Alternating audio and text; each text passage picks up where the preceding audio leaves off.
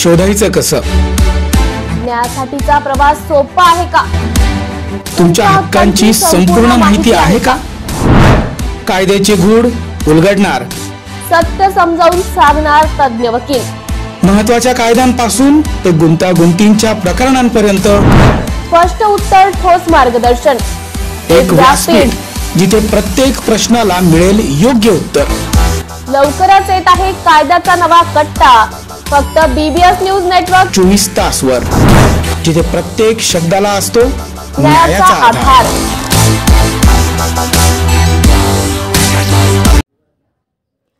भिवंडी शहर व ग्रामीण भागात सकाळपासून पावसाची दमदार बॅटिंग सुरू. अनेक सखल भागात पाणी साचण्यास सुरुवात, तर काही भागांमध्ये वाहतूक कोंडीचा सामना देखील नागरिकांना करावा लागलाय.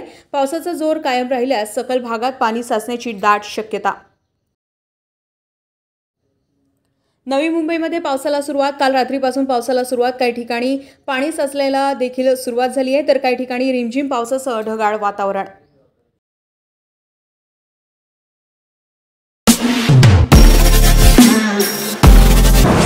नमस्कार नाशिककर. आज आपण आहोत ललित रुंठा ग्रुप यांच्या रुंठा फ्लोरेन्झा या प्रोजेक्टला. तर हा प्रोजेक्ट आहे प्रीमियम लोकेशनला, म्हणजेच गोविंद नगर जवळ. या प्रोजेक्टमध्ये आपण 20हून अशा लक्झरियस अम्युनिटीज दिलेल्या आहेत, जसे की वॉकिंग ट्रॅक, मल्टीपर्पज हॉल आणि यासारख्या भरपूर अशा युनिक अम्युनिटीज. चला तर मग बघूया आपण आपला सॅम्पल फ्लॅट. तर हा आहे आपला प्रशस्त असा लिव्हिंग रूम आणि याला आपण सुंदर अशी बाल्कनी दिलेली आहे. हा आहे आपला डायनिंग टेबल. तर हा आहे आपला किचन एरिया आणि आपण इथे किचन चॉपिंग काउंटर वेगळं दिलेलं आहे. इथे आपण दिलेले आहेत किचन ट्रॉलीज आणि स्टोरेजसाठी आपण इकडे कॅबिनेट्स पण दिलेले आहे आणि प्लस आपण इथे युटिलिटी एरिया पण दिलेला आहे. हा आहे आपला चिल्ड्रन बेडरूम आणि याचं वैशिष्ट्य म्हणजे इथे आपण फोल्डेबल असा बेड दिलेला आहे. इथे आपण दिलेला आहे कॉमन वॉशरूम, ज्याला अटॅच आपण मिरर सुद्धा दिलेला आहे. हा आहे आपला मास्टर बेडरूम आणि ज्याला आपण अटॅच टॉयलेट आणि वॉशरूम दिलेला आहे. मग नाशिककर, कसा वाटला तुम्हाला आमचं सॅम्पल फ्लॅट? तुम्ही पण येताय ना आमचं सॅम्पल फ्लॅट बघायला? मुंबई उपनगरात सुरू असलेल्या मुसळधार पावसाचा फटका पवईला सुद्धा बसला असून येथील चैतन्यनगर नेवल कंपाऊंड येथील बॉम्बे पब्लिक शाळा परिसर आणि आसपासच्या चाळीत मोठ्या प्रमाणात पाणी साचल्यानं नागरिकांना तारेवरची कसरत करावी लागत आहे. अनेकांच्या घरात सुद्धा पाणी शिरल्याचं दिसून येत आहे. बीडमध्ये चर्चेत असणाऱ्या आवदा कंपनी विरोधात आता शेतकरी आक्रमक झाले. आवदा पवन ऊर्जा कंपनी विरोधात शेतकऱ्यांनी बेमुदत उपोषणाचा हत्यार उपसलाय.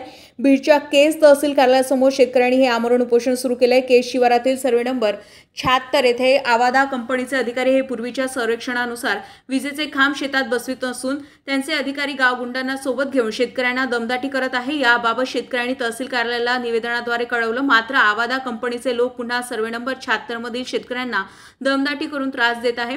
तसेच पूर्वीची झालेले सर्वेप्रमाणे काम करत नाही. त्यामुळे शेतात राहत असलेल्या महिला व शेतकरी भयभीत झाले आहे. हे काम तात्काळ बंद करण्याच्या मागणीसाठी केस तहसील कार्यालयासमोर रेणुका तेलंग, संगीता तेलंग, साविता भोसले, स्वाती भोसले, कमल वळसे, मीरा थोरात, मेघराज भोसले, सूर्यकांत तेलंग, गोरख थोरात, अशोक भोसले, संतराम भोसले, मारुती भोसले, पांडुरंग भोसले, बलभीम तेलंग हे आमरण उपोषणाला बसले आहे.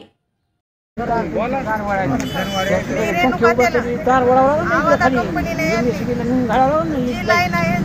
लाईन न्यावा यांना नम्रतेची विनंती. वाकडे तिकडे अजिबात शिरू नाही आणि आमच्यावर दाबदडप व दंडलशाही करून शिवीगाळ करून हे आमच्यावर शेतावर असा कब्जा करण्याचा प्रयत्न करत आहेत. आम्ही गरीब शेतकरी आहोत म्हणून यांना आम्ही वारंवार व हात जोडून विनंती केलेली आहे की यांनी सरळ गीट लाईन न्यावा. ही नम्र विनंती तहसीलदार साहेबांना.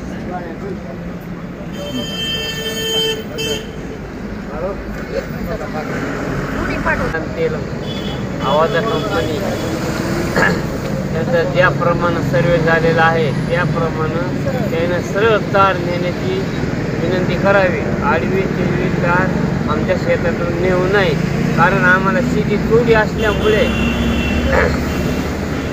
असल्यामुळे आम्हाला त्रास होत आहे आणि त्या तारापासून आम्हाला धोका आहे. आम्ही त्यांना कितीही विनंती केली आमच्या शेतातून तार घेऊन जाऊ नका, तरी पण ते दडमशाही करून शिनी आमच्या शेतातून तार नेण्याचा प्रयत्न करीत आहेत.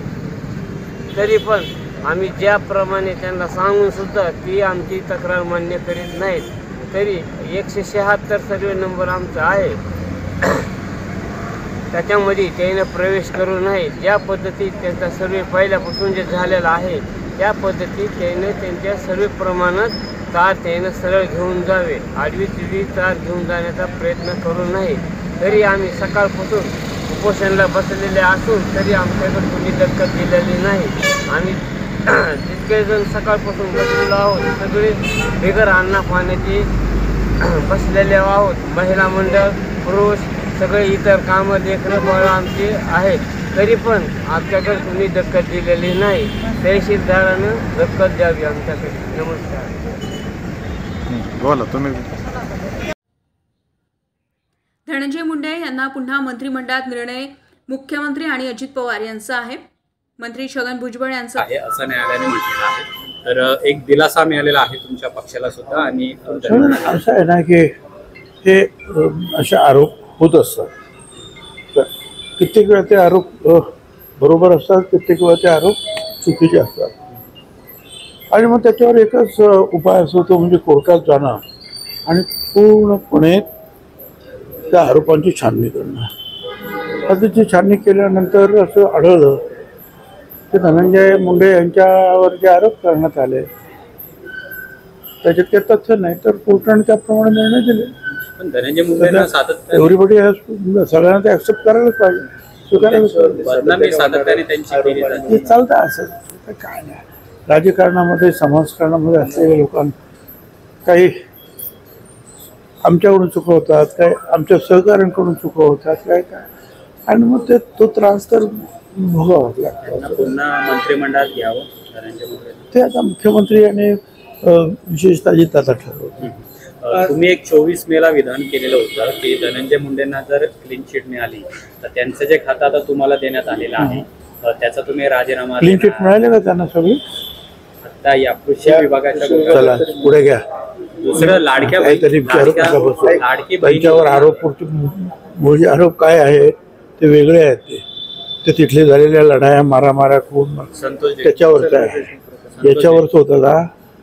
आता जो काल निकाल आला त्याच्यावर त्याला कशाला विचारता? चुकीचे तुम्हाला उत्तर देणार नाही परत. आणि मी तुम्हाला सांगतो की अशा रीतीने तुम्ही तुमची तक्रार पण करेन की जर वडाची शाळा जर पिंपळाला लावले तर काय जिथे ते निर्दोष ठरलं ते ठरलं, तेवढंच सांगितलं.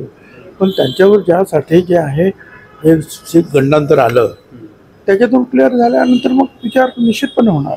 लाडक्या बहीण योजनेसाठी जे पडताळणी राज्य सरकार त्याला तुम्ही बसता काय आज जाधव छावा संघटनेचे अध्यक्ष जाधव यांना अजित पवार भेट घेणार आहेत. त्यांच्यावर झालेली मारहाण आणि त्यानंतर आता दादा त्यांची भेट घेणार आहेत. काय वाटतं या सगळ्या प्रकरणावर वाद मिटावा? ठीक आहे ना, असं नाही की वाद मिटलाच पाहिजे. असं आहे की माझ्या मते थोडी चूक छावाच्या काही लोकांकडून झालेली आहे आणि मोठी चूक या लोकांकडून पण झालेली आहे. एक तर मी स्वतः ते पाहिलं की त्याने जे पत्ते त्यांच्यासमोर टाकले. आता कुठल्याही अध्यक्षांच्या समोर अशा रीतीने पत्ते वगैरे टाकणं, ते अध्यक्ष काय रमी काही खेळत नव्हते, त्यांच्यासमोर हे टाकणं हे गैर होतं. आणि एवढंच नाही, मी आनंद परांजकर म्हणून आमचे दुसरे चांगले ज्येष्ठ कार्यकर्ते आहेत ते तिकडे होते. त्यांना विचारून नक्की काय झालं. त्यांचं स्पष्ट म्हणणं आहे की ही मंडळी आम्हाला खरं खोटं माहीत नाही, अजितदादांना त्यातलं शिवाय ते तिथून चालली होती काय. आणि ते आमच्या कार्यकर्त्यांनी ऐकल्यानंतर मग तो सगळा पुढचा प्रकार झाला. पण तसं जरी झालं तरी क्रोध जो आहे हा आपल्याला कंट्रोल करता आला पाहिजे. विचारता येतं सभ्य भाषेमध्ये असं काय तुम्ही काल. पण ठीक आहे, अजितदादा ते भेटतात, त्यांना चांगली गोष्ट आहे. काल एका कॉन्ट्रॅक्टरने आत्महत्या केली, त्यांची बिलं थकीत ठेवलेली आहेत आणि आता सगळा आरोप लाडक्या बहिणीकडे पैसे वळवले जातात. त्यामुळे कुठेही मला असं वाटत नाही, मला वाटतं त्याच्यावर अजितदादा यांनी स्पष्ट उत्तर दिलेलं आहे की ते काय होतं. मी थोडंसं वाचलं ते कॉन्ट्रॅक्टरचं सब कॉन्ट्रॅक्टर होतं, अमुक होतं तमुक होतं.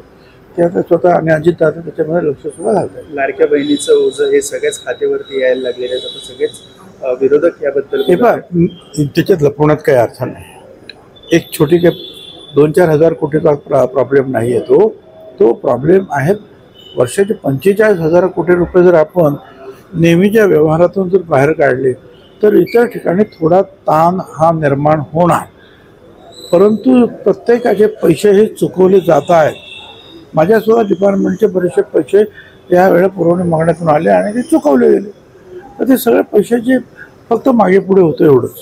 साहेब, काल मुख्यमंत्र्यांनी 8 मंत्र्यांचे अदलाबदल होणार. 8 मंत्री नाशिककरांसाठी जाहीर आवाहन. पावसाळ्यात अतिसार, गॅस्ट्रो, कॉलरा यांसारखे दूषित पाण्यामुळे होणारे आजार होऊ नयेत म्हणून उघड्यावरील अन्नपदार्थ व कापलेली फळे खाऊ नका. पिण्याचे पाणी गाळून 10 मिनिटे उकळून प्या. जेवणापूर्वी व बाळास भरवण्यापूर्वी हात स्वच्छ धुवा. ताक, शहाळ्याचे पाणी, डाळीचे पाणी भरपूर प्रमाणात प्या आणि ताज्या अन्नपदार्थांचे सेवन करा. रोगाची लागण झाल्यास त्वरित डॉक्टरांचा सल्ला घ्या. स्वच्छता पाळा, रोग टाळा. सार्वजनिक आरोग्य विभाग, मनपा नाशिक द्वारे जनहितार्थ प्रसारित.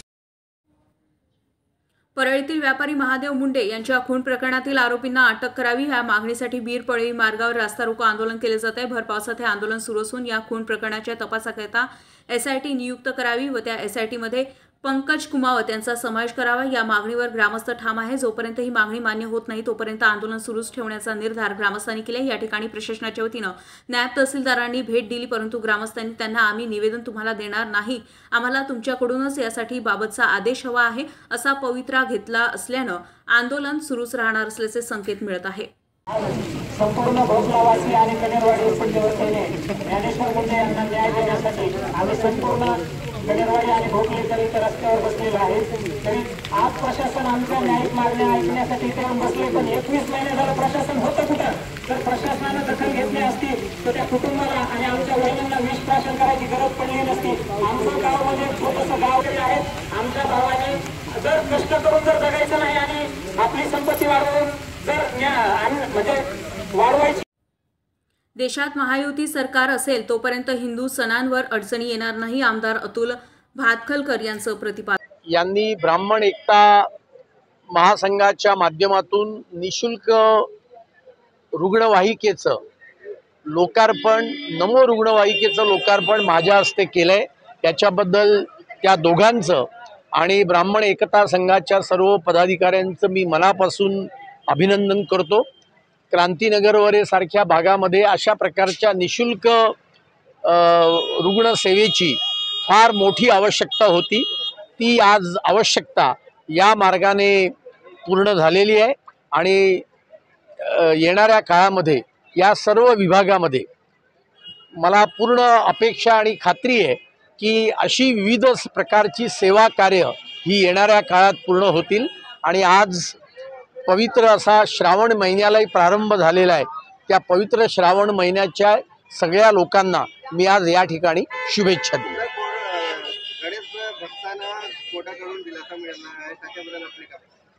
जेव्हा जेव्हा भारतीय जनता पार्टीचं आणि महायुतीचं सरकार असेल तेव्हा या देशातल्या सर्व गणेश भक्तांना, हिंदू धर्मावर आस्था असणाऱ्या हिंदू सणांना कुठलीही आडकाठी केली जाणार नाही.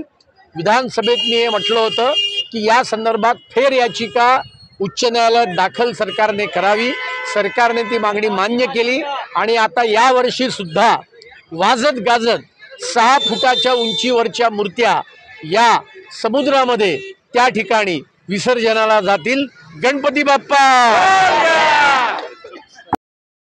नाशिक महानगरपालिकेच्या सार्वजनिक आरोग्य विभागाच्या वतीने जाहीर आवाहन. गुइलेन बॅरे सिंड्रोम अर्थात GBS ला घाबरू नका, पण दक्षता घ्या. पाणी उकळून प्या. स्वच्छ आणि ताजे अन्न सेवन करा. शिजलेले व न शिजलेले अन्न एकत्रित ठेवू नका. लक्षात ठेवा, अचानक पायात किंवा हातात कमजोरी किंवा लकवा, चालताना त्रास किंवा अशक्तपणा, बऱ्याच दिवसांपासून डायरिया अशी लक्षणे आढळल्यास त्वरित डॉक्टरांचा सल्ला घ्यावा व तात्काळ उपचार सुरू करावा. सार्वजनिक आरोग्य विभाग, मनपा नाशिक द्वारे जनहितार्थ प्रसारित. नवी मुंबईच्या APMC बाजारपेठेत पावसामुळे शेवंग्याच्या शेंगच्या दरात चढउतार पाहायला मिळत आहे। काल हा दर 20 रुपये प्रति किलो होता, आज हा दर 24 रुपये प्रति किलो पाहायला मिळत आहे। आवक मोठ्या प्रमाणात असल्यानं तसेच ग्राहक नसल्यानं शेवंगाची शेंग दरात चढउतार झाल्याचं आपणास पाहायला मिळत आहे। आजच्या शेंगाचा दर काय? 24 रुपये किलो। काल काय दर होता? काल 20 रुपये होता। आज महाग झाला, महाग होण्याचं कारण काय? माल कमी होता। आज माल जास्त है? माल कम था। अभी कल कम था, आज कम था, कल ज़्यादा था। ओके, फिर मार्केट में ग्राहक आ रहे हैं? नहीं, ग्राहक किधर है? मतलब ये दर कम ज़्यादा क्यों हो रहा है? कस्टमर कम ज़्यादा होते रहते हैं। बारिश के वजह से कुछ फटका गिरा? फर्क है ना। गोंदिया जिल्ह्यात जास्त दरानं युरिया विक्री करत असाल आणि नकली खताची विक्री करत असाल तर सावध व्हा। गोंदिया जिल्ह्यात कृषी विभागात ॲक्शन मोडवर आला असून गोंदिया जिल्ह्यात खरीप हंगामाच्या पार्श्वभूमीवर बोगस बी बियाणे, खते व विक्रीस आळा कीटकनाशकांच्या घालण्यासाठी कृषी विभागानं 9 भरारी पथके गठीत केली आहेत। तसेच 26 गुणनियंत्रण निरीक्षकांचा समावेश असून गुणनियंत्रण निरीक्षकांमार्फत कृषी केंद्राची अचानक तपासणी केली असता 2025 या वर्षात अनियमितता आढळल्यानं 38 कृषी केंद्रांवर कारवाई करण्यात आली आहे। तसेच आमगाव येथे मध्य प्रदेश राज्यात खत विक्री करत असताना आढळल्यानं 2 कृषी केंद्रांचे परवाने निलंबित करण्यात आले आणि युरियाची जास्त दरानं विक्री केल्याप्रकारे 1 केंद्राचे परवाने निलंबित करण्यात आले आहे आणि पुढील कारवाई प्रस्तावित असल्याचं जिल्हा कृषी अधीक्षक निलेश कानवडे यांनी सांगितलं। गोंदिया जिल्ह्याला आज पावसाचा रेड अलर्ट देण्यात आलाय। रात्री मुसळधार पाऊस आल्यामुळे अनेक ठिकाणी नदी नाले दुथडी भरून वाहत आहे। जिल्ह्यातील गोरेगाव तालुक्यातील बबई गावच्या नाल्यावरील पुलावर पाणी चढल्यानं 2 गावाचा आपापसातील संपर्क तुटलाय। या नाल्यावरील पुलावरून 1.5 ते 2 फूट पाणी वाहत आहे, तर वैनगंगा नदीवरील धापेवाडा बॅरेजच्या 7 गेटमधून पाण्याचा विसर्ग सुरू असून पुजारी टोला आणि काली सराड धरणामधून देखील मोठ्या प्रमाणात पाणी सोडण्यात येत आहे।